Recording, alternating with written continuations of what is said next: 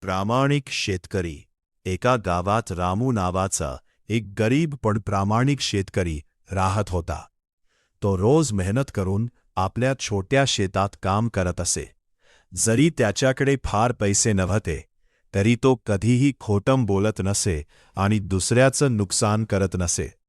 एके दिवशी रामू नदीकाठी झाड तोडत असताना त्याची कुऱ्हाड चुकून पाण्यात पडली.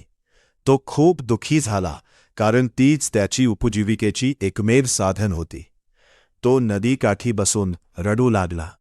तेव्हा अचानक नदीतून एक देवता प्रकट झाली. तिने रामूला विचारलं, तू का रडत आहेस? रामूने प्रामाणिकपणे सर्व सांगितले.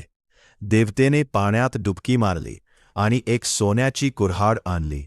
तिने विचारले, ही तुझी कुऱ्हाड आहे का? रामू म्हणाला, नाही, ही माझी नाही. देवतेने पुन्हा डुबकी मारली आणि चांदीची कुऱ्हाड आणली. रामू पुन्हा म्हणाला, ही माझी नाही. शेवटी देवतेने लोखंडाची कुऱ्हाड आणली.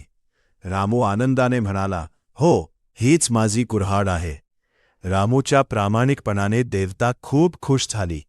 तिने त्याला सोन्याची, चांदीची आणि त्याची स्वतःची लोखंडाची कुऱ्हाड अशी तिन्ही दिल्या.